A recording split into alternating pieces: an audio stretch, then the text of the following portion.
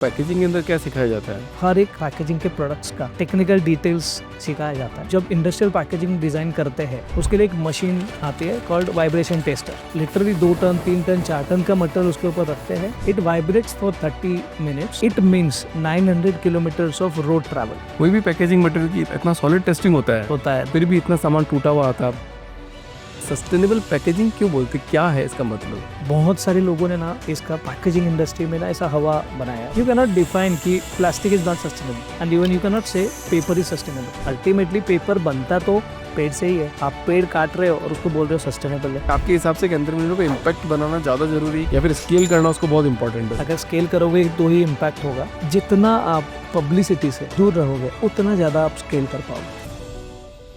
हर company की एक ही चीज़ important है, वो है सेल्स। तो अगर आप पैकेजिंग को बहुत स्टाइलिश और यूनिक वे में किया जाए तो कितना इम्पैक्ट और कितना सेल्स इंक्रीज कर सकती है? एफएमसीजी मार्केट देखेंगे, डीमार्ट के इसमें जाओ या मॉल में जाओ ना, आपको शेल्फ में सबसे अच्छा जो दिखेगा ना वही दिखेगा।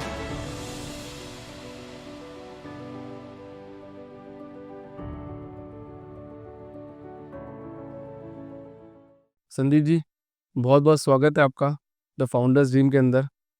नमस्ते सर। संदीप जी, एक बात अपन स्टार्ट करते हैं कि ना, कभी कोई जब इंडस्ट्री बनती नहीं नहीं तो किसी चीज़ का जन्म होता है। तो मुझे ऐसा याद है कि जब अमेज़ोन जब मार्केट में आया, बहुत धड़ल्ले से अमेज़ोन फ्लिपकार्ट जब ई कॉमर्स कंपनी आना चालू हुई, तो कॉरुगेटेड बॉक्स जो पैकेजिंग मटेरियल है उसका भी जन्म हुआ।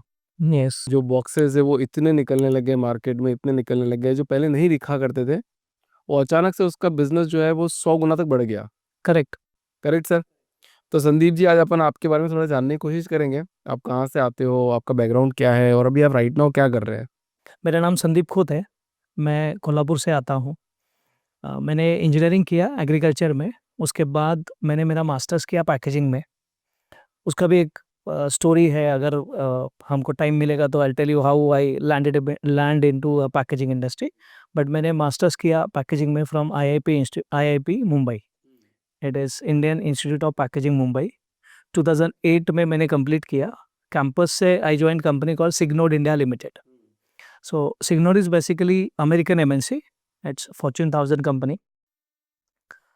इसमें मैंने प्रोडक्ट डेवलपमेंट किया, देन मार्केट रिसर्च किया। अगर आपने देखा होगा अभी पूरा पेप्सी के बॉटल्स पूरा श्रिंक फिल्म में आते हैं। ये पहले करोगेटेड बॉक्सेस में आते थे, तो वो करोगेटेड बॉक्सेस का श्रिंक में लाने का मेरा सबसे बड़ा असाइनमेंट सिग्नोड में था। वाह। देन मैंने कुछ कुशनिंग प्रोडक्ट्स लॉन्च किए। There is company called Storopack. उसका और सिग्नोड का टाई अप होने के बाद उसके पूरे प्रोडक्ट्स हमने इंडिया में लॉन्च किए। उसका मार्केट रिसर्च से लेके पूरा प्रोडक्ट डेवलपमेंट तक काम किया। मैंने एक प्रीस्टेज फिल्म कॉल्ड मीमालाइट हमने लॉन्च किया। उसका पूरा पैन इंडिया का डेवलपमेंट मैं देखता था। देन 2011 में मुझे सिग्नोड में ही चैनल सेल्स का अपॉर्चुनिटी मिला और फिर मैं चैनल सेल्स में आया। सो 2011 से 2017 में मैं चैनल सेल्स में था and fortunately I become a channel partner for Signode in 2017। But ये पैकेजिंग के अंदर भी मास्टर्स होती है? नहीं है। This is the only institute who provides education in packaging. Now I think there is one private institute called SIES in Navi Mumbai, but when I have done it, it was the only institute and it is central government का autonomous. मतलब मेरे को लगता नहीं शायद बहुत लोगों को पता होगी बात ये। अब बहुत कम लोगों को पता है। यस, बहुत कम लोगों को। और ये बहुत निश क्या बोलते हैं, एजुकेशन में दिस इज वेरी निश। Now IIP has started engineering also in packaging because you know that packaging is now part and parcel of everybody's life. So lot of things are happening in packaging. जैसे जैसे हम आगे जाएंगे तो ये packaging में क्या सिखाते थे? मतलब थोड़ा सा, अगर इंजीनियरिंग में तो पता है बुक्स पढ़ाई जाती है, आपको कोडिंग वोडिंग सिखाई जाती है, तो पैकेजिंग के अंदर क्या सिखाया जाता है? ऑफ कोर्स कोडिंग तो नहीं है, बट पैकेजिंग में पूरा हर एक पैकेजिंग के प्रोडक्ट्स का टेक्निकल डिटेल्स सिखाया जाता है। Second aspect is designing part. Third aspect is printing. So उसमें हमको एक पैक डिज़ाइन करना है वो सिखाते हैं। उसके बाद उसका प्रिंटिंग कैसे करना चाहिए वो दिखाते हैं। उसके आर्टवर्क कैसे बनाते हैं वो सिखाते हैं। इसका पूरा इंजीनियरिंग के थ्रू वो चीज़ सिखाते हैं। उसके बाद उसका टेस्ट कैसे करना है। सो एक एग्जांपल देता हूँ बहुत अच्छा, कि हम लोग जब इंडस्ट्रियल पैकेजिंग डिज़ाइन करते हैं उसके लिए एक मशीन आती है कॉल्ड वाइब्रेशन टेस्टर। उसके ऊपर उसको रखते हैं, लिटरली 2 टन 3 टन 4 टन का मटेरियल उसके ऊपर रखते हैं। It vibrates for 30 minutes, horizontal भी होगा, ऐसा भी होगा, ऐसा भी होगा। It means 900 kilometers of road travel. So within 30 minutes, you can do a taste of which takes 900 kilometer of road travel in truck. कोई भी पैकेजिंग मटेरियल की इतना इतना सॉलिड टेस्टिंग होता है? होता है। Then there are incline impact test. एक ऐसा सामने एक वॉल के जैसा है, आप यहाँ से छोड़ते हो उसको और वो जाके उसके ऊपर हम्म। एकदम ऐसा सडनली उसके ऊपर जाके थ्रो होता है एंड इट कम्स बैक। सो ये होता है बिकॉज जब भी बहुत सारे बड़े बड़े पैलेट्स ट्रक में जाते हैं, सडन जब ब्रेक लगता है तो ये मूवमेंट होता है। सो वो इम्पैक्ट चेक करने के लिए भी वहाँ पे टेस्टिंग्स अवेलेबल है। Then there are drop test, कि अगर मान लो कोई भी शिपमेंट, आपने अमेजोन का नाम लिया, तो वो अमेजोन का कहीं ना कहीं कुरियर के थ्रू जाता है। You don't have any control कि वो ऐसा ही लेके ऐसा रखेगा, तो ऐसा लेके ऐसा छोड़ भी सकता है। सो इसके लिए ड्रॉप टेस्ट भी किया जाता है। हर कॉर्नर में उस बॉक्स को चेक किया जाता है ड्रॉप करने के बाद कि क्या अंदर का प्रोडक्ट मेरा सेफ है या नहीं है। पर ऐसा देखा जाता है तो बहुत सारी कंपनीज मैन्युफैक्चरिंग कर रही है भी इसकी, कोरुगेटेड बॉक्स ही बोलते हैं इसको, आई गेस, पैकेजिंग वाला, राइट? करोगेटेड बॉक्स एक प्रोडक्ट है। Then there are mono cartons, there are films, there are laminates, there are laminate tubes, there are PET bottles, there are caps. हजार तरह से, मतलब हजारों टाइप के प्रोडक्ट्स है पैकेजिंग के। इवन मुझे भी 100% प्रोडक्ट्स नहीं पता होंगे, and nobody will have that kind of knowledge in packaging. But ये जो पैकेजिंग वाला जो बॉक्स होता है, आप बोल रहे हो उसकी टेस्टिंग होती है, तो सारी फैक्ट्रीज थोड़ी टेस्ट करती है उस चीज़ का। कंपलसरी है सर, करना ही पड़ेगा। फिर भी इतना सामान टूटा हुआ आता है, आप देखोगे बॉक्स बॉक्स में सामान टूट जाता है। वो फिर it is a part of gap of supply chain, you can say. या फिर स्पेक्स बोला है अलग और सप्लाई अलग हुआ, या फिर कुछ ऐसा क्या बोलते हैं, कंट्रोल के बाहर का कुछ अगर चीज़ हो गया होगा उस पर्टिकुलर प्रोडक्ट के साथ, तो होता है। अभी ऐसा नहीं हुआ है कि डैमेजेस जीरो हुआ है। Yes, still there are damages many companies are facing. वो कभी जीरो नहीं हुआ है, ना कि होगा। इवन एप्पल का फ़ोन का भी डैमेजेस आता होगा, आपने उसका पैकेजिंग देखा होगा। राइट, वो तो बहुत ज़्यादा हार्ड है ना उसका, तो एप्पल का जो आप खोलते हो उस बॉक्स बहुत हार्ड होता है उसका। उसका बॉक्स कोई फेंकता भी नहीं है। अच्छा, फेंकिए। इतना अच्छा बॉक्स है, आप देखेंगे दूसरा सब फ़ोन का बॉक्सेस लोग फेंकते हैं, and it is only because of packaging. कि वो इतना अच्छा पैकेजिंग है कि लोगों को फेंकने का इच्छा भी नहीं होता। सो इतना पावर है पैकेजिंग में। उतना प्रीमियम पैकेजिंग बनाया कि जब उसको आप खोलते हो तो बहुत स्लोली खुलता है, फिर एकदम शक ओपन होके खुलता है। कि आप कितना प्रिसाइज पैकेजिंग होता है। तो उसकी इंजीनियरिंग में तो माहौल है। सिखाते हैं उसका, देखो सर, बेसिक क्लियर होता है। अगर हम बोलेंगे कि मैं फिजिक्स में ग्रेजुएशन किया है, इसका मतलब मुझे सारा फिजिक्स आता है, ऐसा नहीं होता है। हम वो सीखते हैं, उस फील्ड में काम किया तो वो चीज़ अप्लाई करते हैं। राइट। सो जितना आप इंडस्ट्री में उस फील्ड में काम करोगे, तो वो एक्सपीरियंस आते आते आते आपको बहुत अच्छा नॉलेज आएगा। अच्छा, अभी सस्टेनेबल पैकेजिंग बहुत चल रही है। सर ये सस्टेनेबल आप पहले समझने की कोशिश करते हैं सस्टेनेबल पैकेजिंग क्यों बोलते हैं, क्या है इसका मतलब? सर सस्टेनेबिलिटी ये सिर्फ पैकेजिंग का नहीं है। हम बोलते हैं कि मेरा वेट सस्टेनेबल होना चाहिए, मतलब एक बार मैंने वेट लॉस किया तो मैं वहाँ पे सस्टेन करना चाहिए। सो बेसिक उसका आप अगर समझेंगे तो सस्टेनेबिलिटी, बहुत सारे लोगों ने ना इसका पैकेजिंग इंडस्ट्री में ना ऐसा हवा बनाया है, बहुत ऐसा बनाया है। हर कोई बोलता है कि मैं सस्टेनेबल हूँ, I am into sustainable packaging. You can not define कि plastic is not sustainable, and even you can not say paper is sustainable, because ultimately paper बनता तो पेड़ से ही है। आप पेड़ काट रहे हो और उसको बोल रहे हो सस्टेनेबल है। सो ये बहुत बड़ा डिबेट है, बट मैं ये मानता हूँ कि हम लोग जो काम कर रहे हैं वो ये काम कर रहे हैं कि जो वुडन, डायरेक्ट वुडन इंडस्ट्री में यूज़ होता है पैकेजिंग के लिए, उसको हम लोग रिड्यूस कर रहे हैं। क्योंकि एक मैंने पेड़ काट के उसका बहुत सारा पेपर बना, और वो पेपर बार बार रिसाइकल होता है। सो अगर मैं ये पेपर यूज़ करूँगा ना, तो पेड़ थोड़ा सा कम कटेगा। तो हमने परसों एक मेरा I got an opportunity to share my success story in one of the forum where doctor विल्यूमिनी वॉज अवेलेबल। तो उस प्रेजेंटेशन में मैंने बताया था कि सर 4 साल का अगर मेरा कुछ अचीवमेंट बिजनेस में है, तो वो मेरा टर्नओवर या मेरे प्रॉफिट्स नहीं है। इसके ऊपर एक चीज़ है कि हमने अराउंड 5400 ट्रीज़ बचाए हैं, थ्रू माय पैकेजिंग। लोग उड़न में बहुत बड़े-बड़े उड़न के बॉक्सेस में ना पैकिंग करते हैं। सो उसका कैलकुलेशन होता है कि 20 cubic feet of wood is equal to 1 tree. तो हमने कैलकुलेशन किया कि ऐसा कितना क्यूबिक फीट हमने पिछले 4 साल में बचाया है और उसको डिवाइड बाय 20 किया। It is coming 5400 plus trees हमने बचाए हैं।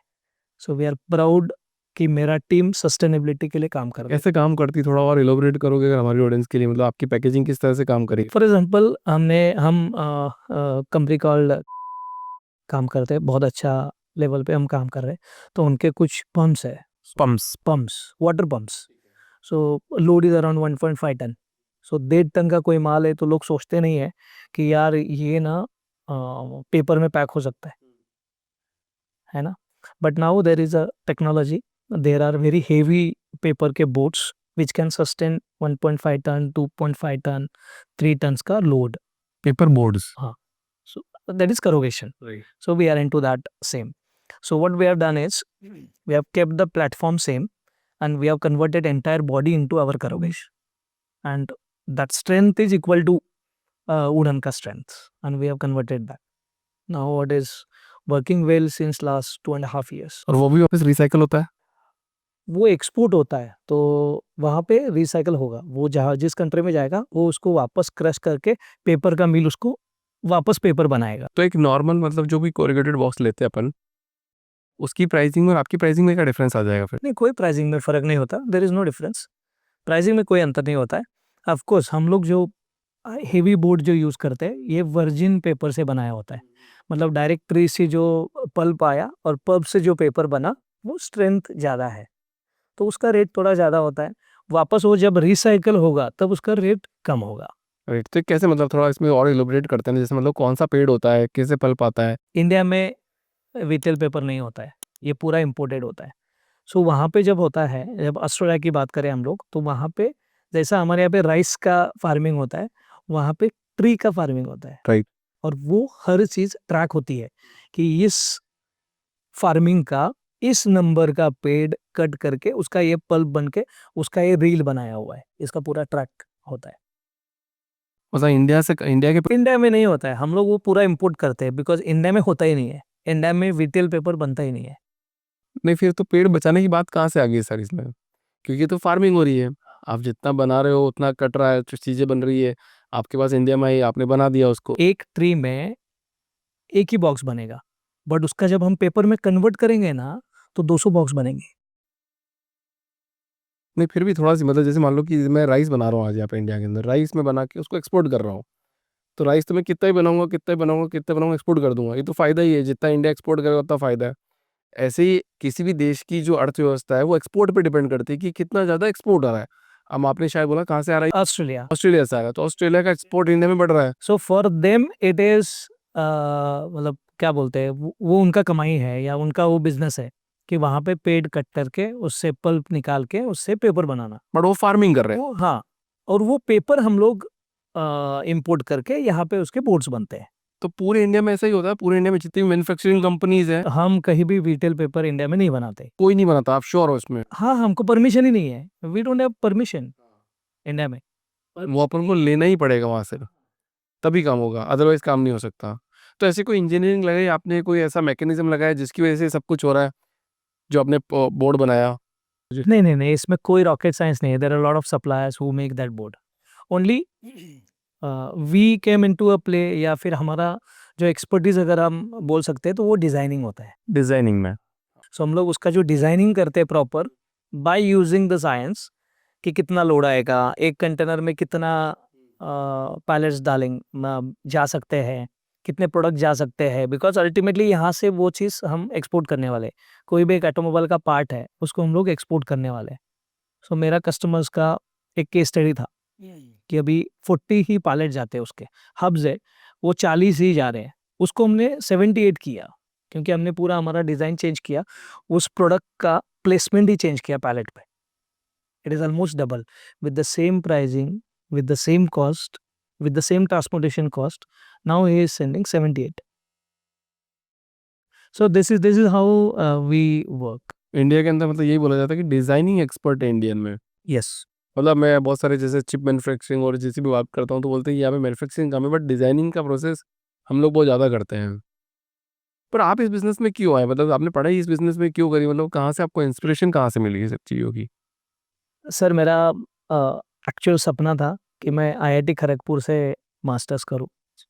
मैं 3rd ईयर में भी अटेम्प्ट दिया था, 4th ईयर में भी अटेम्प्ट दिया था बट आई फेल्ड। मेरा सिलेक्शन नहीं हुआ और फिर था कि अभी क्या करना है? तो इंजीनियरिंग से भी मेरा जैन इरिगेशन करके एक कंपनी है उसमें कैंपस प्लेसमेंट हुआ था, मैं मेरे घर आया था। मेरा एक दोस्त है जो मुंबई बेस्ड सचिन घोरपड़े करके एक फ्रेंड है।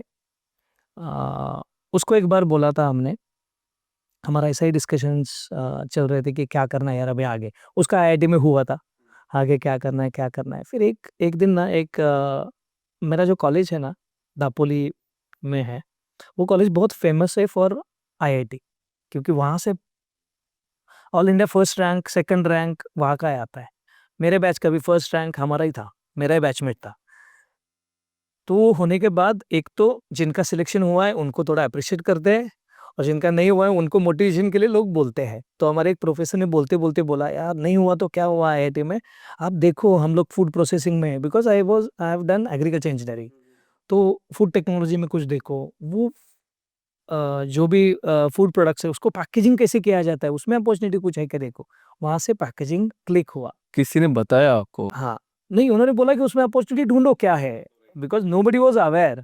तो उस टाइम पे ना बड़े-बड़े वो डे कंप्यूटर नहीं होते थे पीछे वाला ऐसा बड़े वाले, तो हम लैब में जाके चेक किया, पैकेजिंग टाइप किया। पहला ऑप्शन आया Indian institute of packaging, click किया तो इट्स इन अंधेरी। तो मेरा जो फ्रेंड है वो सचिन घोरपड़े घाटकोपर में उसका घर है, तो वो यहाँ पे आया था। उसको बोला यार या एक बार जाके आईआईपी चेक करो क्या है। वो आया तो देखा तो कैंपस का list Cadbury, HUL, PNG, Johnson and Johnson, Godrej. तो उसने बोला यार ये अच्छा है, करो। फिर हमने फॉर्म भरे। तो हम 5-6 लोगों ने फॉर्म भरे थे जिनका आईआईटी में सिलेक्शन नहीं हुआ। उसमें से फिर आईआईपी में मेरा सिलेक्शन हुआ। 2-3 लोगों का सिलेक्शन हुआ था बट मैंने फिर जॉइन किया। क्योंकि मुझे आईआईटी ही करना था, उसके बाद कुछ मैंने सोचा ही नहीं था। तो आज कोई लगता है तकलीफ होती है कि नहीं हुआ नहीं, नहीं आज उल्टा अच्छा होता है कि जो भी होता है अच्छे के लिए होता है। है? ये हर एंटरप्रेन्योर बोलता है कि ठीक है नहीं हुआ तो कोई बात नहीं। नहीं, नहीं ये चीज़ अच्छा हुआ मेरे लाइफ में। आई एम नॉट सेइंग कि आईआईटी खड़गपुर में होता तो कुछ खराब होता, बट ये मेरा खराब नहीं हुआ, रादर अच्छा ही हुआ, है ना? मगर टफ तो बहुत रहा होगा मतलब आपके लिए लाइफ में मतलब कि जैसे मतलब आप आईआईटी में जाना चाह रहे थे, पढ़ाई आपने करी।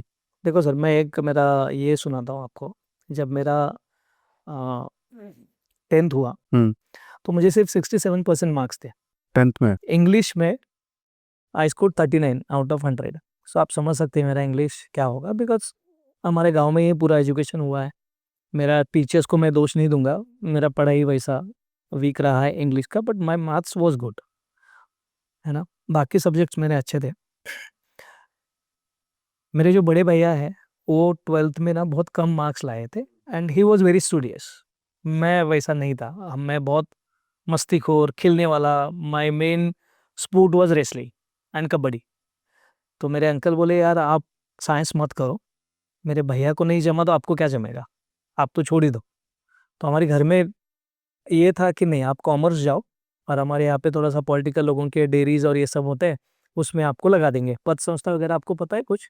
कॉर्पोरेट बैंक्स जो पॉलिटिशियंस के होते हैं, उसमें लगा देंगे। आप साइंस-वाइंस छोड़ो। बट मैं 9th में डिसाइड किया था कि नहीं यार मुझे साइंस करना है, एग्रीकल्चर इंजीनियरिंग करना है, आईआईटी करना है। क्योंकि मेरे एक कज़न ने किया था। फॉर्म के लिए भी भरने के लिए भी मेरे घर वालों ने मना किया था। लिटरली मेरे मतलब मेरे अंकल कुछ खराब नहीं है, बट उसका पर्सपेक्टिव उस टाइम पे ऐसा था लिटरली मेरे ऐसा मुँह पे थ्रो किया था मेरे जो मैंने फॉर्म लाया था कि नहीं करेगा तुम। फिर हमने किसी और से भर के लिया फॉर्म, साइंस के लिए गए, लिटरली कुछ भी समझ में नहीं आता। मुझे सिर्फ आता था he, she, it, they, it was, where ऐसा। नॉलेज का स्पेलिंग भी मुझे लिखने के लिए नहीं आता था। मुझे नहीं पता था कि के साइलेंट होता है। हुँ, हुँ। मैं कैसे-तैसे सैटरडे तक रुका और मेरे घर में मैं आया, अभी भी मेरे इसमें ना ये आ रहे हैं, बूँदस आ रहे हैं। मैं मम्मी को देख के रोना ही चालू किया। फिर उसने बोला, "क्या हुआ?"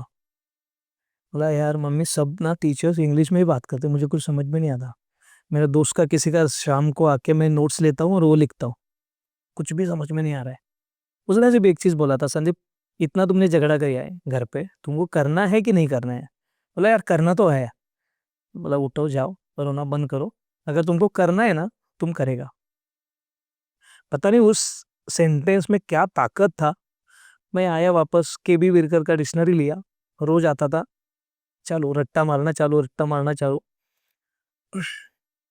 मुझे 11 का फर्स्ट सेमेस्टर में 42% था, सेकंड सेमेस्टर में 94 था।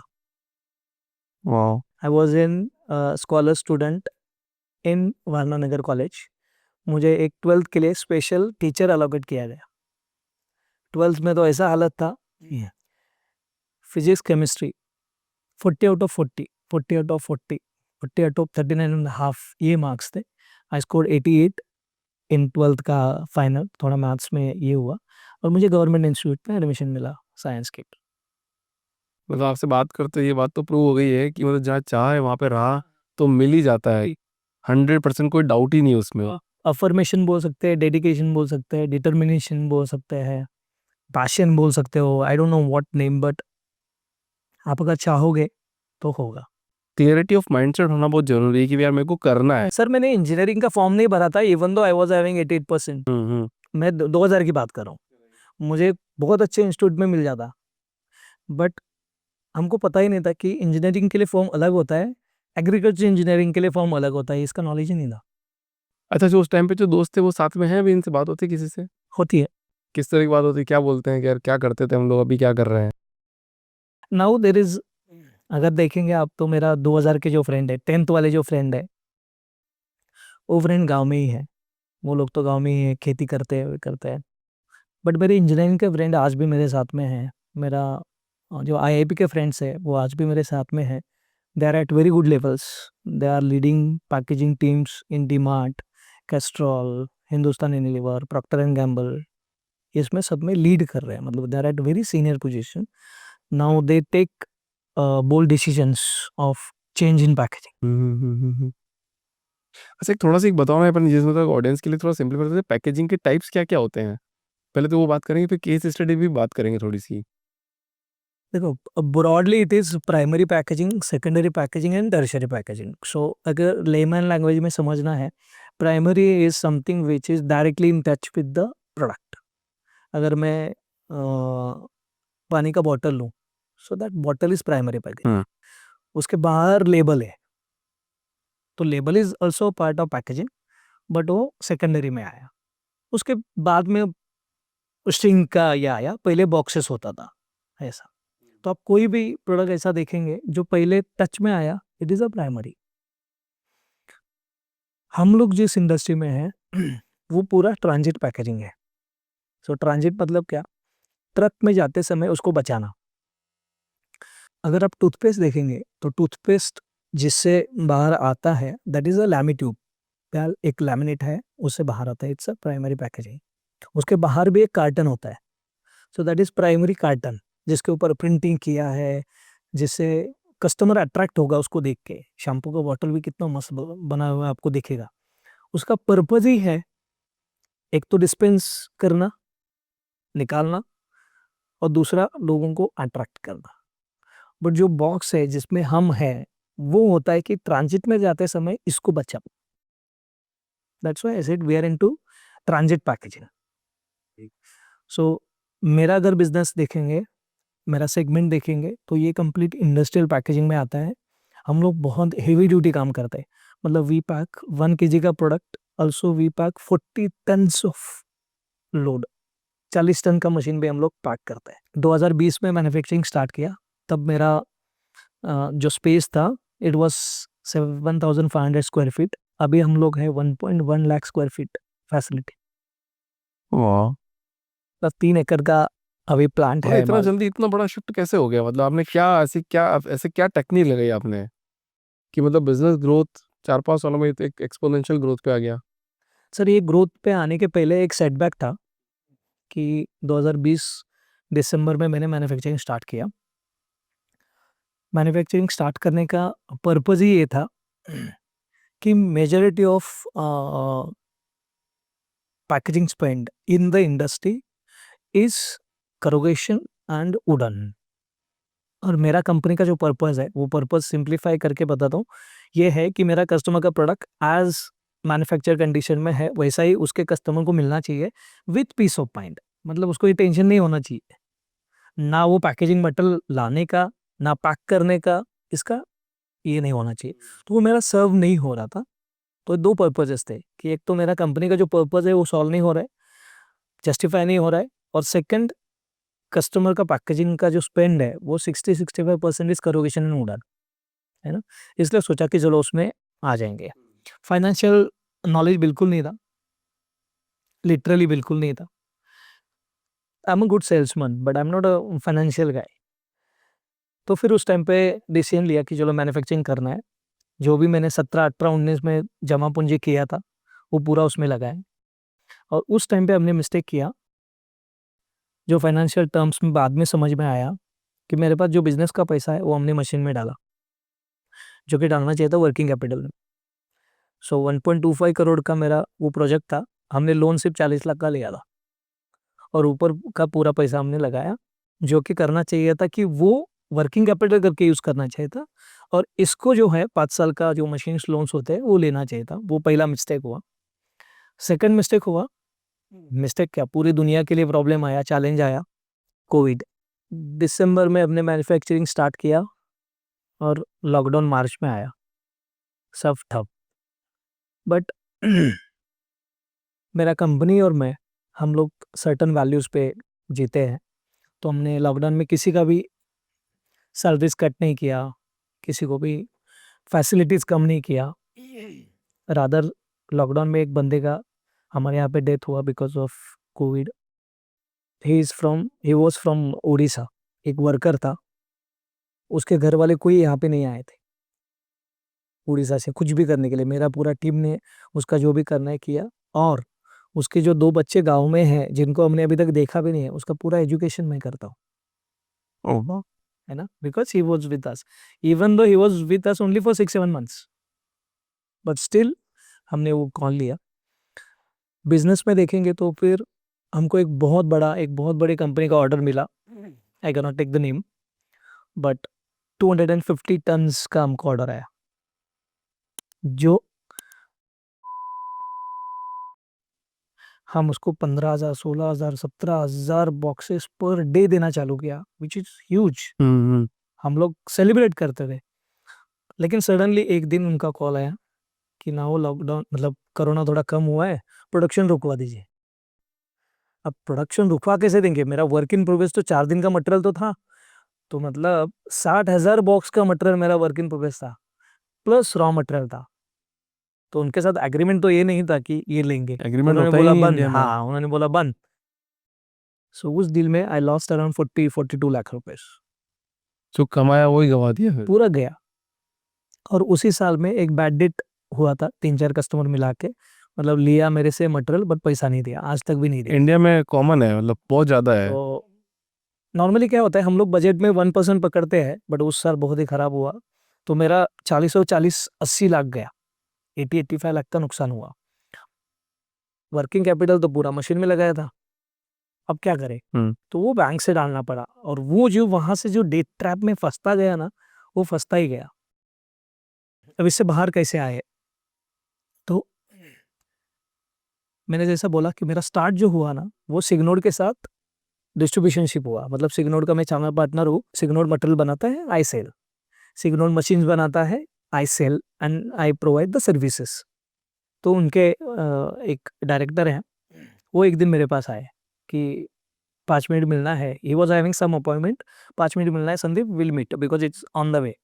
बोला नो प्रॉब्लम सर। अब इतने बड़े आ रहे, तो मैंने मेरा प्रेजेंटेशन बनाया कि चलो आई गॉट एन अपॉर्च्युनिटी, तुम बताना तो है मैं क्या-क्या कर रहा हूँ। मैंने मेरा प्लांट घुमा के लेके आया, प्लांट दिखाया उनको, आया और मैंने एक्सप्लेन किया। Sir we start our office at 8:30, we do book reading from 8:30 to 9 because my one of the value is continuous upgradation. 902 we take national anthem. 2018 से लेके आज तक एक भी दिन ऐसा नहीं हुआ कि हमारे ऑफिस में नेशनल एंथम नहीं हुआ। Just to have one sense of responsibility कि यार beyond me and myself, हमको कुछ तो इस देश को देना है। हुँ, हुँ। ये एक सेंस आने के लिए we do that. Then vision, purpose और कोर वैल्यूज हर एक को पढ़ना है लाउडली, मतलब एक बंदा पढ़ेगा, उसके पीछे हर एक ने पढ़ना है, क्योंकि यार हमको काम करना है तो इसके लिए काम करना है और ऐसे काम करना है। मतलब vision and purpose is the purpose, और कोर वैल्यूज है कि इसी के ऊपर काम करना है और कोई दूसरा ऑप्शन नहीं है।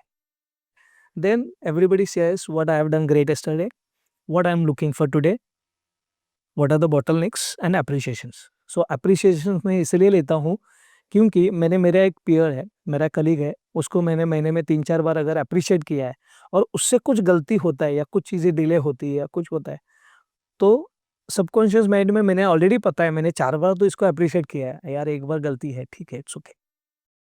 सो एक कोहेसिव टीम बनाया और ये कंसिस्टेंटली हुआ है। उसके बाद हम लोग वीकली रिव्यूज़ मीटिंग लेते हैं, मंथली मीटिंग होता है हमारा, मंथली रिव्यू मीटिंग होता है, ईच डिपार्टमेंट का मंथली रिव्यू होता है। Then we go out for quarterly meeting, वो हमेशा पुणे से बाहर होता है, ऑफिस से बाहर। नॉर्मली हम लोग ट्राई करते हैं कोई रिसॉर्ट हो जहाँ पे लोगों को अच्छा एटमॉस्फेयर मिले, सोचने का, आउट ऑफ द बॉक्स सोचने का कुछ अपॉर्चुनिटी मिले। And then we do annual day. So annual day ऐसा होता है कि इट्स ग्रैंड एनुअल डे होता है, मतलब इतना हमारा उस साल भी हमारा लॉस हुआ था, बट हमने हमारा एनुअल डे किया। उसमें हम लोग पूरा फैमिली को भी उनके बुलाते हैं। And then first day is all cricket, water activities, adventures, team building activities, dance, drama, legim, fashion show, live orchestra, everything. And then next day we set our goals right. और उसका review. उसमें भी हर एक मेरा बंदे का आपको दिखेगा, मेरा प्रोफेशनल गोल्स क्या है, मेरा हेल्थ गोल्स क्या है, मेरा फैमिली गोल्स क्या है, मेरा फाइनेंशियल गोल्स क्या है, ट्रैवल एंड एडवेंचर्स गोल क्या है, अपग्रेडेशन गोल्स क्या है, सोशल गोल्स क्या है, स्पिरिचुअल गोल्स क्या है। एक आर्ट स्पेक्ट्रम में बनाया हुआ हमारा फॉर्मेट है, जिसमें हर एक को बना के प्रेजेंट भी करना है और फिर लास्ट ईयर का रिव्यू बताएगा कि लास्ट ईयर का ये मेरा 8 एरियाज में ये गोल्स थे, मैंने ये अचीव किया, नेक्स्ट ईयर का ये है। So it's not something like I only ask for कि आप मेरे कंपनी के लिए क्या कर रहे हैं। इट इज़ अबाउट होलिस्टिकली आप ओवरऑल आपके लाइफ में क्या हो रहा है या आप क्या कर रहे हो, कहाँ जा रहे हो। एकदम क्लियर होता है पूरी टीम को कि यार इस साल मेरा ये है, नेक्स्ट ईयर मेरा ये होने वाला है, थर्ड ईयर मेरा ये होने वाला है। So that clarity of their growth is there, clarity of vision is there, clarity of values is there. Annual day पे अवार्ड भी होते हैं। सो उस अवार्ड में परफॉर्मेंस अवार्ड्स होते हैं, सेल्स के लिए अवार्ड होता है, वैसा सबसे हाईएस्ट अवार्ड होता है जो बंदा कंपनी का कोर वैल्यूज से सबसे ज़्यादा जिया है। अब वो पूरा साल भर इन लोगों ने शेयर किया होता है ना, तो वो पता होता है कि कौन सबसे ज़्यादा जिया है।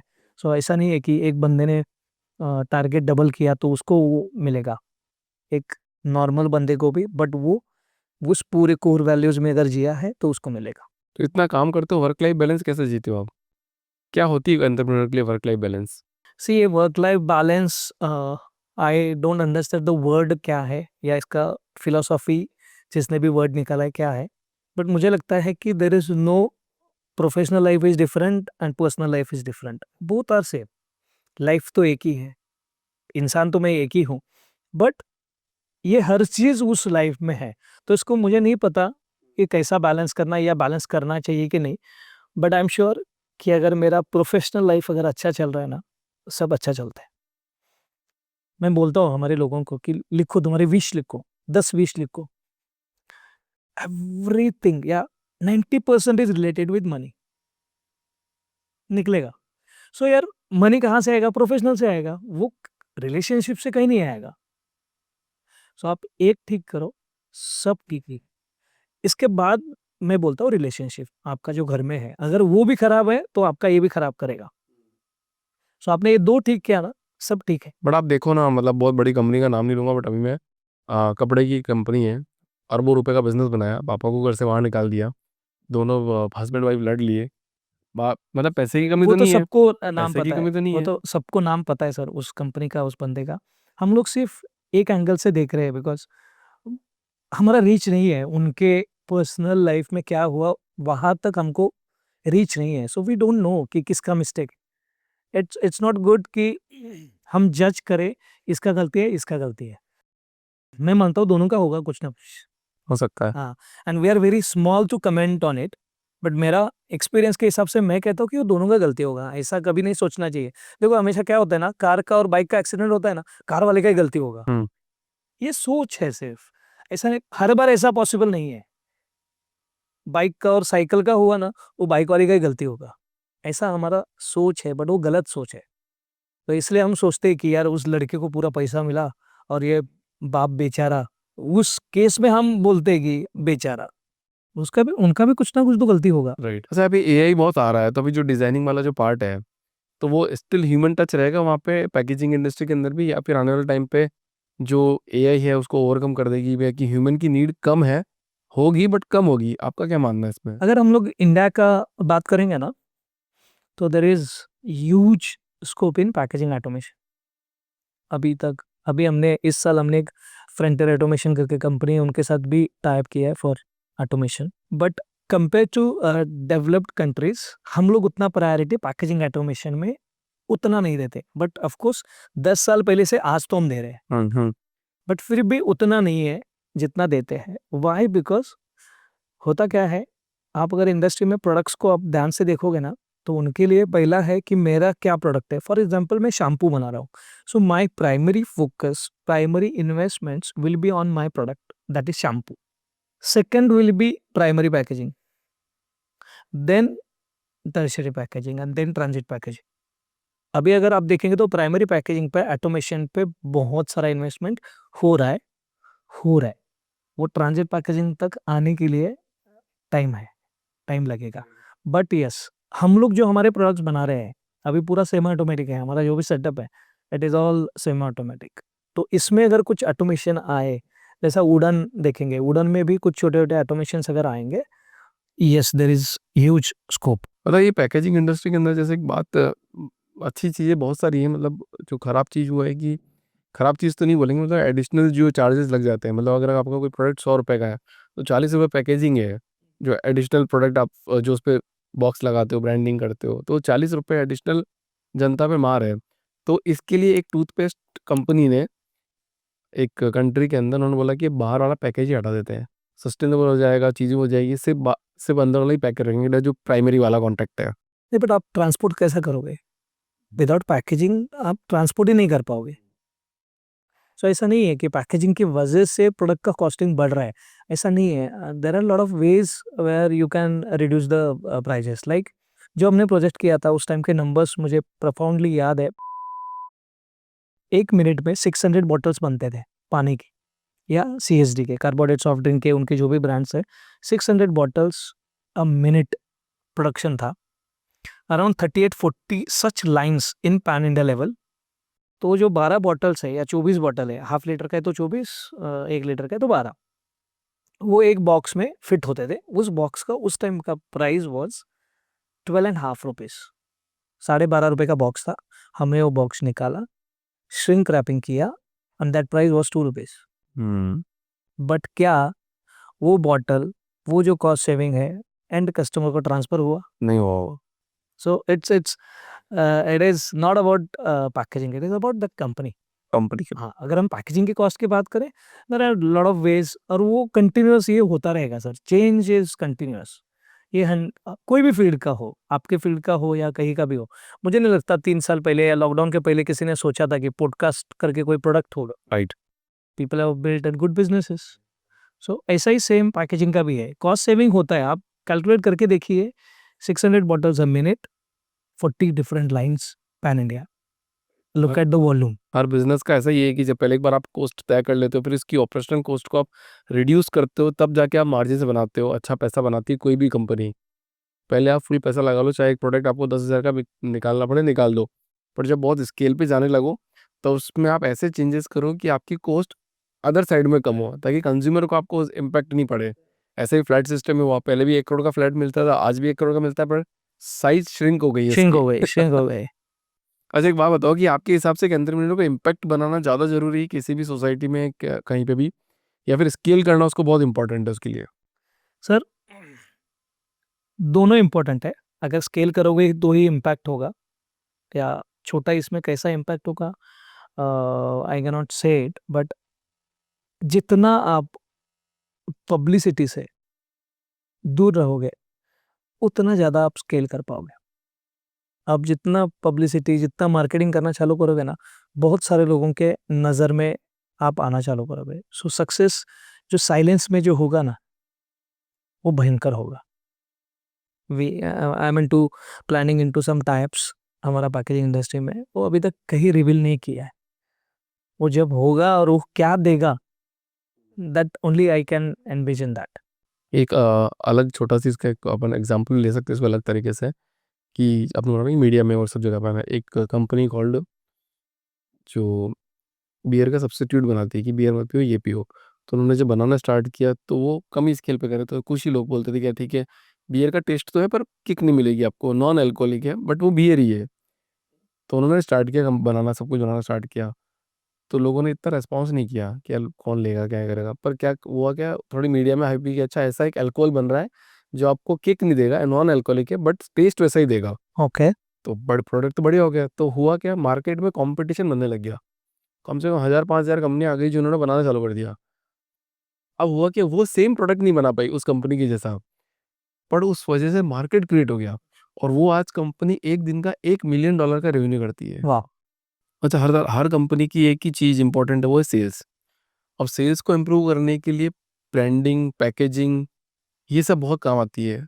तो अगर आप पैकेजिंग को बहुत स्टाइलिश और यूनिक वे में किया जाए तो कितना इम्पैक्ट और कितना सेल्स इंक्रीज कर सकती है। सर अगर आप एफएमसीजी मार्केट देखेंगे, it is completely dependent on packaging.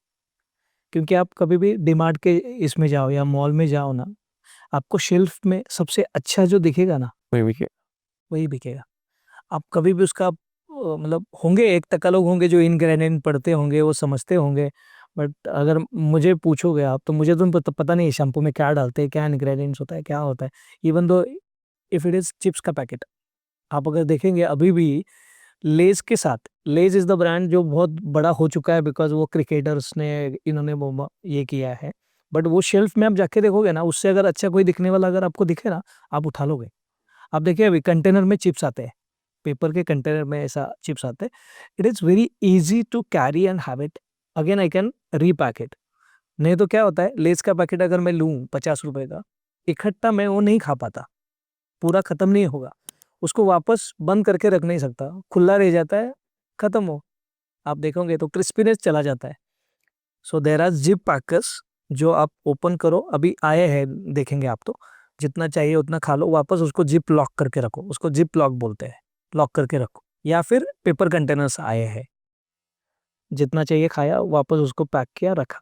So FMCG market is completely dependent on packaging. अगर इंडस्ट्री का भी देखेंगे, हमारी इंडस्ट्री का भी लोग बोलते हैं कि नहीं पैकेजिंग क्या है, पैकेजिंग क्या है, बट यस, उससे ब्रांडिंग होता है। कस्टमर के यहाँ पे रिसीव होने के बाद उसको वो अनपैक करना भी इम्पोर्टेंट है। सर हमने एक इलेक्ट्रिक साइकिल मैन्युफैक्चरर है, उनको हम लोग बॉक्सेस देते हैं। उनको हमने ऐसे बॉक्सेस बना के दिए थे कि वो साइकिल निकालेगा, उसके अंदर हमने पूरा परफोरेशन करके दिया और एक गाइड दिया कि वो बॉक्स को how that box can be converted into a table. वो टेबल बनाते, पूरा एक बॉक्स का एक टेबल और एक चेयर बन जाता है, and you can use it for years, believe me. एक छोटा सा स्टडी टेबल बन जाता है बच्चों के लिए। इंडियन कंपनी यूज करती है इंडियन एक्सपोर्ट। कंपनी है, महेंद्र सिंह धोनी ब्रांड एम्बेसडर है। वाह, बहुत बढ़िया था। साइकिल भी 4-4 लाख के आते हैं सर, अभी 4 लाख 5 लाख की साइकिल्स भी राइट। आती है। सो इंडस्ट्री में अगर आप ऐसा सोचोगे तो वो होगा, वो सेल क्यों नहीं होगा। In that case people don't talk about prices. हमने वो आइडिया दिया, चलो आइडिया का है, so we take that premium. एक कस्टमर है जो लेजर की मशीन्स बनाती है, बहुत बड़ा मशीन्स बनाती है, 10 टन्स 12 टन्स का उसका वेट होता है। पहली बार उस बंदे को ऑर्डर मिला, हमने पैक किया भेजा, उसके कस्टमर ने उसको बहुत अप्रिशिएट किया। दूसरी बार जब उस मशीन को पैक करना है तो इन्होंने हमारा प्राइस ज़्यादा है बोल के किसी लोकल आदमी से बनाया। उस कस्टमर ने इसको अराउंड 11 लाख रुपीज़ का डिबेट दिया कि ये पैकेजिंग डैमेज हुआ, ऐसा-ऐसा हुआ और हमको इसकी वजह से ये प्रॉब्लम हुआ, इसके लिए आपको डैमेज है, उसके बाद पूरा पैकेजिंग हम लोग ही कर रहे हैं. So we know that what we are giving it to customer. So ultimately ये सेल्स का ही पार्ट हुआ for that industry. So you take any kind of products, of course that आपको कभी भी सोफा भी आपने लिया तो यहाँ पे खराब शेप में आया, अच्छा लगेगा क्या? आपने टीवी लिया, वो बॉक्स ऐसा फटा हुआ आया, लगे अच्छा नहीं लगेगा, राइट? अच्छा नहीं था. So packaging has to be good, has to be good, and it is a selling tool. It is a sales tool. तो कोई भी इंडस्ट्री अपनी पैकेजिंग को स्मार्ट करके, अच्छा करके, इनोवेशन करके अपनी सेल्स को इजीली बूस्ट कर बूस्ट सकती है कर सकती है, और अगर वो प्रोडक्ट अच्छा है तो वो फिर सस्टेनेबल हो जाएगा. और सस्टेनेबल. मतलब पहली बार तो वो पैकेजिंग की वजह से आ जाएगा, अगर वो प्रोडक्ट अच्छा है तो फिर वो बार बार आएगा. राइट. बट आपका पहला सेल करने के लिए पैकेजिंग 100% हेल्प करता है, राइट. First sales. करता ही है. अच्छा संदीप जी, इस पॉडकास्ट का एक आखिरी सवाल आपसे, मतलब उन लोगों के लिए एक मैसेज दो आप, जो लोग सोचते हैं कि यार हम पढ़ नहीं पाए, अच्छा नहीं कर पाए, तो लाइफ में कैसे आगे बढ़ेंगे? सर देखिए, पढ़ना तो 100% जरूरी है. ऐसा नहीं है कि अभी जैसा कल वो वैभव सूर्यवंशी ने 35 बॉल में 100 स्कोर किया है ना, उसका तो करियर हो जाएगा, बट इसका मतलब ये नहीं कि उसने पढ़ना नहीं है. बट जिनका पढ़ाई नहीं हो पाया because of certain limitations, may be financial limitations, may be उसका लाइकिंग का भी लिमिटेशन होगा, उसको पढ़ाई पसंद नहीं होगा, उसके वजह से नहीं हुआ है. But I have lot of examples in my, मतलब मेरा पर्सनल ऐसे बहुत सारे कनेक्ट्स हैं जिन्होंने बिना पढ़ाई किए भी बहुत अच्छा उसके करियर में किया हुआ है. मेरा एक दोस्त है, 10th भी पास नहीं हो पाया, बट एकदम हार्ड वर्किंग बंदा और डिटरमाइंड बंदा है कि मुझे ये करना ही है. उसको बोलते हैं जिद्दी, जिद्दी बंदा है. ट्रस्ट में सर, 2.5 करोड़ का रेवेन्यू इन माय विलेज करता है वो, लोगों को घर बांध के देता है. माँ. उसने अभी टाइल्स का मैन्युफैक्चरिंग स्टार्ट किया, खुद का मैन्युफैक्चरिंग, जो रोड पे साइड में ब्लॉक्स नहीं होते, वो ब्लॉक्स का मैन्युफैक्चरिंग स्टार्ट किया. 10th फेल है, बट ही इज सक्सेसफुल. तो मेरा कहना है कि सिर्फ विजन रखो और राइट अफर्मेशंस रखो, सही लोगों के साथ रहो, सही आदतें लगा लो, हो जाएगा. बहुत बहुत धन्यवाद ji. Yes, thank you. Sandeep ji, काफ़ी इंटरेस्टिंग स्टोरी आपकी, and I wish you all the best. अब ऐसे ही बड़ी बड़ी कंपनीज का ऑर्डर लेते रहें और एक बार पॉडकास्ट में फिर आए, एंड हम फिर अब 100 करोड़ करेंगे फिर आएंगे. बहुत बढ़िया sir. Thank you so much. Thank you.